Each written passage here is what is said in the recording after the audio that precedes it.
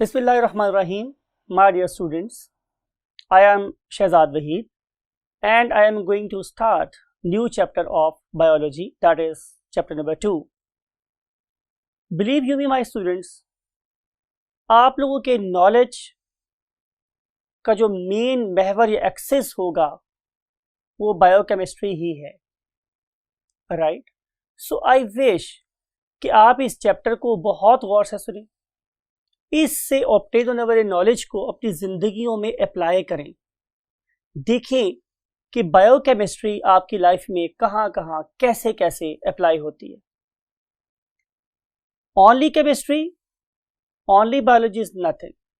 Try to interlink these two branches of sciences and try to excel in your life, right? तो हम start करने वाले हैं biology part 1 chapter number 2। Topic का नाम है बायोलॉजिकल मॉलिक्यूल्स। अगर आप अपने इर्द गिर्द देखें तो आपको नजर आएगा कि आपके पास इनऑर्गेनिक सब्सटेंसेस हैं, राइट? हम आमतौर पे आप लोग चैप्टर नंबर 1 में पढ़ के आए हैं कि हम उन इनऑर्गेनिक सब्सटेंसेस को मिलाते हैं और क्या बना लेते हैं, ऑर्गेनिक सब्सटेंसेस। उन ऑर्गेनिक सब्सटेंसेस में वो मॉलिक्यूल जो जिंदगी बना रहे हैं, जिंदगी की फाउंडेशन को ले कर रहे हैं, those are called as biological molecule. इनकी बायोकेमिस्ट्री स्टडी करने के लिए let's move to the whiteboard. Yes my dear students, हम स्टार्ट कर चुके हैं चैप्टर नंबर 2 और इंट्रोडक्शन में मैं देखा था कि आज हम स्टार्ट करेंगे बायोलॉजिकल मॉलिक्यूल्स और इसका आज लेक्चर 1 है। I again want to force you, मैं ये चाहता हूं कि आप इस पर्टिकुलर चैप्टर के स्टार्ट में ही अपने साथ साथ नोट्स बनाएं, कॉपी पेन अपने साथ रखें, हर एक पॉइंट को एक इम्पॉर्टेंस दें, बिकॉज के इस चैप्टर में या आगे भी हर जो बात आप लोगों के साथ यहाँ पे की जाएगी उसकी कोई ना कोई वर्थ होगी लाहौर बोर्ड में। If you want to evaluate your worth, if you want to increase your weight in terms of knowledge, तो आप हर एक बात को प्रॉपर कॉपी पेन लेकर नोट करें और फिर उसको एज पर योर बुक और आर लेक्चर उसको अपने माइंड में जगह दें। अगर आप नॉलेज को जगह देंगे तो नॉलेज आपको सोसाइटी में जगह दिलवाएगा, राइट? सो बी क्या happy, be confident and be vigilant to learn the knowledge. Wish you very good luck. First of all we want to see कि what are basically biomolecules. As I have discussed and you have learned in chapter 1 कि वो सारे के सारे 16 elements, याद है ना आप लोगों को? पार्ट 1 का एक टॉपिक बायो एलिमेंट्स की बात की थी हमने कि वो 16 bio elements means inorganic substances जो आपस में मिल रहे हैं और मिल के क्या बना रहे थे, बायोलॉजिकल मॉलिक्यूल्स। हम उन पर्टिकुलर बायोलॉजिकल मॉलिक्यूल्स को साइंस की एक खास ब्रांच में स्टडी करते हैं and that very branch is called as biochemistry. So let's start and define what is basically what biochemistry. So we want to write biochemistry is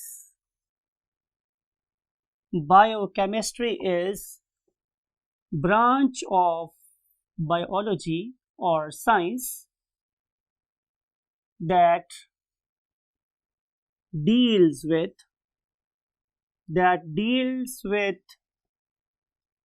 biochemicals and their associated reactions। यानी कि हमने सिर्फ और सिर्फ biochemicals को study नहीं करना या बायोमॉलिक्यूल को स्टडी नहीं करना, बल्कि वो किस किस तरीके से आपस में इंटरेक्ट करते हैं हमने उसको भी इसी ब्रांच में स्टडी करना है, राइट? अब सवाल ये है कि आखिर हम बायोकेमिस्ट्री को पढ़ना क्यों चाह रहे हैं? Why we want to study biochemistry? तो इसका आंसर ये है स्टूडेंट्स कि नंबर 1 हम इसको 2 डिफरेंट लेवल पे स्टडी करेंगे। Number 1 at the level of branches and number 2 at the level of processes, right?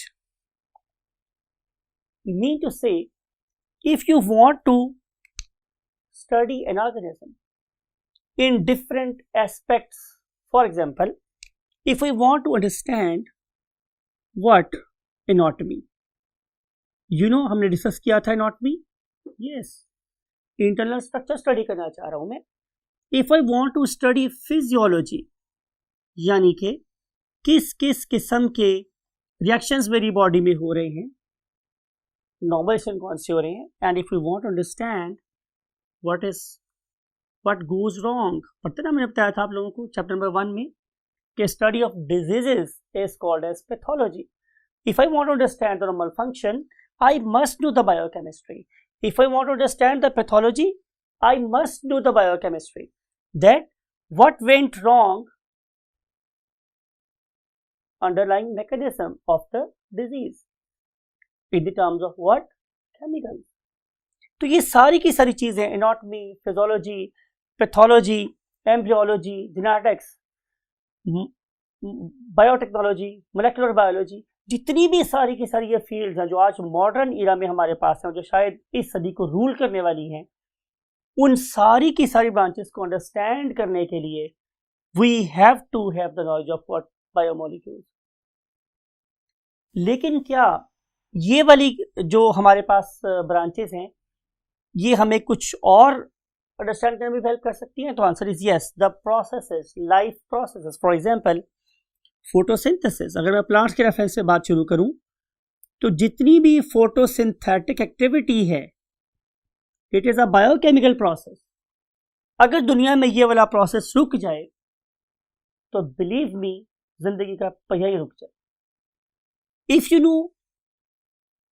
want to know the processes of photosynthesis, reactions of photosynthesis, you should have a very strong and firm knowledge of what biochemistry. Then if we want to study digestion, right? If we want to study what? Respiration.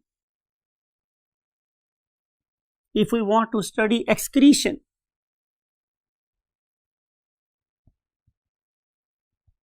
right?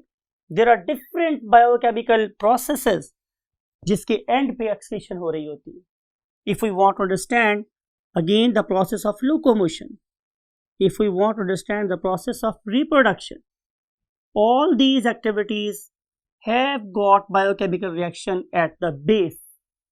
So to know all the processes or mechanisms of life, we must know biochemistry. In the absence of biochemistry, we cannot understand photosynthesis, digestion, respiration, excretion and blah blah blah. आखिर ये सारा कुछ life के साथ associated क्यों है? तो answer is कि जो हमारे लिविंग ऑर्गेनिज्म है वो बेसिकली बने ही इन चीज़ों के हैं, राइट? तो हमारी बॉडी के रिएक्शंस किससे लिंक कर रहे हैं? हमारी फॉर्मेशन से. तो हम किसके बने हुए हैं? डेफिनेटली टू थिंग्स के. उनमें से एक को हम नाम देते हैं व्हाट? Inorganic substances, right? जब मैं बात करता हूं इनऑर्गेनिक सब्सटेंसेस की, तो जाहिर है, बिल्कुल मुझे पता है आप लोगों में से अक्सर चीज़ों के नाम पता हैं. For example water, for example CO2, right? For example sodium, potassium, magnesium, chloride, zinc, copper. All these are what? Inorganic molecules. And you know very well कि जब ये वाले ऑर्गेनिक मॉलिक्यूल आपस में मिलेंगे तो उनके मिलने से क्या प्रोड्यूस हो जाएगा? Definitely organic molecules. और बिल्कुल आप पढ़े लिखे बच्चे, आपने चैप्टर नंबर 1 में बहुत सी बातें पढ़ ली हैं. तो ये जो मेरे पास ऑर्गेनिक सब्सटेंसेस हैं उसकी भी हम डिफरेंट एग्जांपल्स यहाँ पे लिख सकते हैं. For example carbohydrates. इस टॉपिक में, इस चैप्टर में भी कुछ पढ़ने वाले हैं. Then lipids, then proteins, then nucleic acids. These are complex molecules and they always develop from simple inorganic substances. Students, आप लोगों की बुक में पहले ही पेज के ऊपर एक टेबल प्रेजेंट है, राइट। उस टेबल में आपको यही इन्फॉर्म किया गया है कि आप लोगों की बॉडी में कौन सी चीज कितने कितने परसेंट प्रेजेंट है। और इस पर्पस के लिए आप लोगों के पास जो पहला कॉलम है उस पर प्रेजेंट है name of the substance, say water, then proteins, carbohydrates, lipids, DNA, RNA, right, other inorganic substances and then other organic substances. तो इन आप लोगों ने इसको इसी तरतीब से याद करना है, बिकॉज कई इस टेबल में से भी हम आपसे कोई भी वैल्यू पूछ सकते हैं।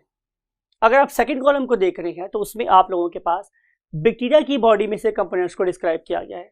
फॉर एग्जांपल बैक्टीरिया की बॉडी में वाटर कितना है 70% और प्रोटीन्स कितनी है 15%, राइट, कार्बोहाइड्रेट कितने हैं 3%, आरएनए कितना है, डीएनए कितना है 1%। और अगर आप इसको कंपेयर करो किसके साथ, डेफिनेटली किसी मैमल की बॉडी के साथ या अपनी बॉडी के साथ, तो यू कैन फाइंड कि ऑलमोस्ट जो कॉन्सेंट्रेशन है वाटर की दोनों सेल्स में बराबर है 70%। लेकिन जो हमारे पास प्रोटीन्स हैं वो ज़्यादा एडवांस किस्म के एनिमल्स में लाइक अस थोड़ी ज़्यादा है, मीन्स 18%। अगर आप लोग कार्बोहाइड्रेट की बात करें हैं तो वो भी थोड़ा ज़्यादा है 4%। इसका मतलब यह है कि जो ऑर्गेनिज्म कॉम्प्लेक्स में चले गए हैं तब तब इनकी कॉन्सेंट्रेशन बढ़ती ही चली गई है। एक इंपॉर्टेंट बात मैंने आपको बतानी है कि अगर आप लोग आरएनए की बात करें तो आरएनए बैक्टीरिया में 6% है। ये बड़ी इंपॉर्टेंट बात है कि जितना ज़्यादा कोई सेल एक्टिवेटेड होगा उतना ही ज़्यादा उसके अंदर रेप्लिकेशन रेट ज़्यादा होगा, मीन उसमें आरएनए ज़्यादा होगा। ये बड़ी पते की बात है। जरा बात को फिर गौर से सुनिए। अगर आप बैक्टीरिया की बॉडी में आरएनए देखें तो वो क्या है 6%, और अगर उसकी निस्बत आप सिर्फ अपनी बॉडी में देखें तो ये क्या है जस्ट 1.1%। इसका मतलब ये है कि बैक्टीरिया की बॉडी में रेप्लिकेशन ज़्यादा तेज़ है एज कम्पेयर टू हमारी बॉडी के। तो ये कुछ ऐसी बातें हैं जो आप लोगों ने बिल्कुल सही तरीके से याद करनी है। ये टेबल यू कैन सी कि हमने ये टेबल आप लोगों के लिए यहाँ बनवाया भी है और इस टेबल में आप इन सारी वैल्यूज को कंपेयर भी कर सकते हैं, right. So learn this table by heart, it is very very important. Every line can give you one very vital mark, right. So now we want to move to the next concept. Next concept मेरे पास students क्या है कि जो मेरे पास एक organism के survive करने के चांसेस, मिसाल के तौर पे एक ऑर्गेनिज्म दुनिया में तशरीफ ले आया, it may be a plant और it may be a animal और it may be a human being. ये ऑर्गेनिज्म दुनिया में आ तो क्या है, हम बात करें इसके सर्वाइव करने की कि वो सर्वाइव कब करेगा, तो आंसर ये है कि वो सर्वाइव तभी कर सकता है कि जब वो अपने सराउंडिंग वाले रिसोर्सेज को यूज करे। जब मैं सराउंडिंग के रिसोर्सेज की बात कर रहा हूं तो माय डियर स्टूडेंट्स ये दो तरह के हो सकते हैं, जरा इनऑर्गेनिक रिसोर्सेज और ऑर्गेनिक रिसोर्सेज, जैसे हमने पहले डिस्कस किया लास्ट टेबल में। मिसाल के तौर पे अगर कोई प्लांट वाटर को एब्जॉर्ब नहीं कर सकता या CO2 को एब्जॉर्ब नहीं कर सकता फ्रॉम द एटमॉस्फेयर, तो definitely that plant will not be able to make what trioses and then hexoses, mean वो फूड ही नहीं बना सकेगा। तो उस पर्टिकुलर प्लांट की सर्वाइवल का इंहिसार किस बात के ऊपर है कि वो कितनी ज़्यादा तेजी से कितने एफिशिएंटली CO2 को और वाटर को एब्जॉर्ब करके फोटोसिंथेसिस कर सकता है और फूड बना सकता है। वो प्लांट जो फूड बनाने में ज़्यादा एक्टिव हैं वो तेजी से ग्रो करेंगे, जो कम एक्टिव है वो कम ग्रो करेंगे।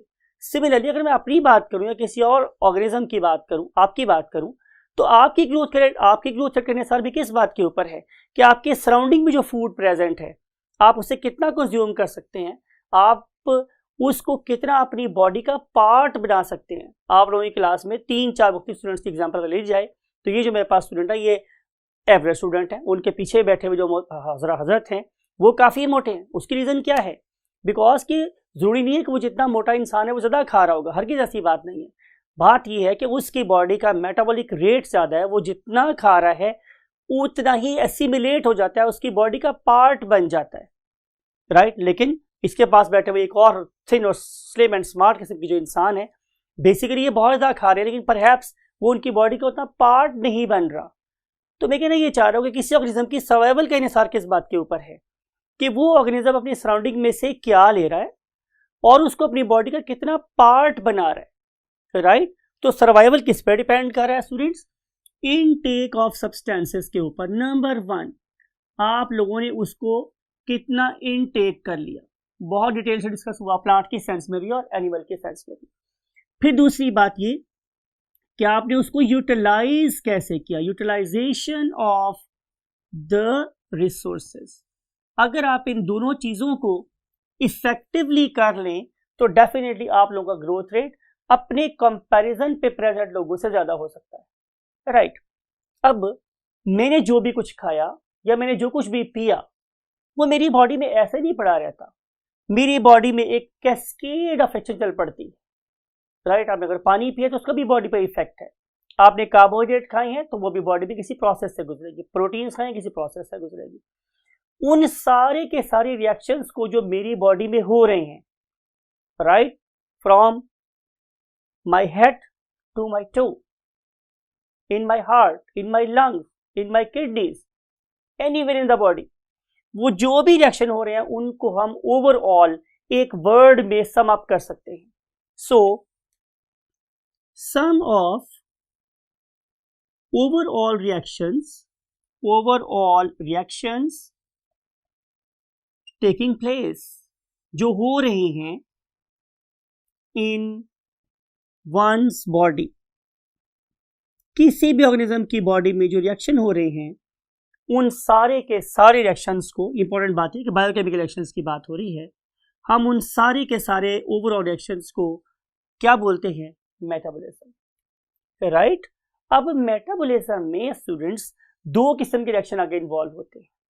One of them is called as catabolism. मैं हमेशा याद करवाता हूँ, कैटाबॉलिज्म का मतलब कराटे होते हैं। आमतौर पर कराटे में चीजों को तोड़ते ही हैं, बनाता कुछ नहीं। कराटे वाले क्या कर सकते हैं? ब्रिक्स को ब्रेक कर सकते हैं, वुड को ब्रेक कर सकते हैं, राइट। तो कैटाबॉलिज्म में आपने याद रखना है कि हम लोग बेसिकली क्या कर रहे हैं? डिस्ट्रक्टिव, तोड़ने फोड़ने वाला मेटाबॉलिज्म कर रहे हैं। तो क्या तोड़ना फोड़ना किसी भी चीज को बुरी बात नहीं है? तो answer is in the terms of biochemistry हरगिज नहीं। फॉर एग्जांपल, मैं मिसाल देता हूं, आप लोगों ने एक अदद क्या खा लिया? ब्रेड खा ली फॉर एग्जांपल। ये ब्रेड आप लोगों की चपाती भी हो सकती है। आपने चपाती का यू नो वेरी वेल कि इस पर्टिकुलर चपाती में क्या होता है? Starch, right. तो ये स्टार्च तो मेरे लिए बिल्कुल बेकार है, बिकॉज इतना बड़ा मॉलिक्यूल है कि ये मेरे ब्लड में शामिल ही नहीं हो सकता। अगर मैं इस पर्टिकुलर मॉलिक्यूल को बॉडी में शामिल करना चाहता हूं तो I have to break it into the simple units. तो मैं इस पर्टिकुलर स्टार्च को ब्रेक करूंगा with the help of an enzyme called as amylase, और मैं स्टार्च को कन्वर्ट कर दूंगा इनटू ग्लूकोज मॉलिक्यूल्स। अब ये मेरे पास n नंबर ऑफ मींस लातादाद नंबर ऑफ ग्लूकोज मॉलिक्यूल बन गए। अब ये ग्लूकोज मॉलिक्यूल्स इतने छोटे हैं कि they can join my blood, अब वो मेरे ब्लड में जा सकते हैं, राइट। अब ये मेरे काम की चीज, अगर मैं चीज खा रहा हूं लेकिन वो मेरी बॉडी का हिस्सा ही नहीं बन सकती तो वो फूड बिल्कुल यूजलेस है। इसका मतलब ये होगा कि catabolism is a very first thing जो मेरी बॉडी में होनी ही चाहिए। अगर कैटाबॉलिज्म नहीं होगा तो मेरे पास एनाबॉलिज्म की फाउंडेशन नहीं होगी। अब एनाबॉलिज्म किस तरह हम लोग कर रहे हैं? Anabolism is basically constructive metabolism. मैं लिख रहा हूं आप लोगों के लिए, इसी कंपैरिजन पे लिख रहा हूं मैं कि it is basically a constructive metabolism, यानी कि इसमें हम चीजों को जोड़ेंगे, चीजों को बनाएंगे, तोड़ेंगे नहीं। से मैंने बात की आप लोगों के मसल्स की, राइट। और अगर आप किसी एक मसल को देखें तो इस पर्टिकुलर मसल के अंदर हम स्टोर कर सकते हैं किस चीज को? Glycogen. This is glycogen. Glycogen हमारे मसल में और लिवर में स्टोर हो जाता है। लेकिन अगर मैं ग्लाइकोजन को स्टोर करवाना चाहता हूं तो मुझे पहले ग्लाइकोजन को बनाना पड़ेगा। अब ये मेरे पास एक ग्लूकोज का मॉलिक्यूल है, दूसरा ग्लूकोज का मॉलिक्यूल, तीसरा, चौथा, पांचवा, और ये चलते चलते चलते चलते nth नंबर तक पहुंच गया। अगर मैं इस तरह से ग्लूकोज मॉलिक्यूल को आपस में जोड़ता जाऊं और मैं एक मेमथ बहुत बड़ा स्ट्रक्चर बना लूं तो इस बहुत बड़े स्ट्रक्चर को मैं क्या बोलूंगा? ग्लाइकोजन। तो फिर मैं इस ग्लाइकोजन को अपने मसल में स्टोर कर सकता हूं as a source of energy. तो बात ये हुई स्टूडेंट्स कि अगर मेरे पास ग्लूकोज ही ना होता तो मैं ग्लाइकोजन कैसे बनाता? इसलिए मैं ये बात कर रहा हूं कि catabolism is essential for anabolism. पहले आपके पास बिल्डिंग ब्लॉक्स होंगे, रिसोर्सेज होंगे, तो ही तभी आप लोग उनको जोड़ के क्या बना सकते हैं, जाहिर है मैक्रोमोलिक्यूल्स, अपनी बॉडी के पार्ट्स बना सकते हैं। अगर आपके पास अमाइनो एसिड्स हैं तो you know very well if you have amino acids then you may combine n number of amino acids and you may have what, the protein, right. अब सवाल यह है कि क्या एनाबोलिज्म और कैटाबोलिज्म इंडिपेंडेंटली हो सकते हैं? तो answer is no, hand in hand, ये तो हाथों में हाथ लेके चलते हैं, साइड बाय साइड चलते हैं, राइट, मिल के साथ काम कर रहे होते हैं। इसके होने के लिए इसका होना जरूरी है और इसके होने के लिए इसका होना जरूरी है, तो दोनों चीजें एक दूसरे के लिए लाजिम व मलजूम है, हैंड इन हैंड। आपकी वर्ड में बुक लिखा हुआ है, catabolism and anabolism move hand in hand, हाथों में हाथ लेके चल रहे होते हैं। बहुत अच्छा खूबसूरत वर्ड इस्तेमाल हुआ आप लोगों की बुक के अंदर, इसको वेटेज दीजिए, राइट।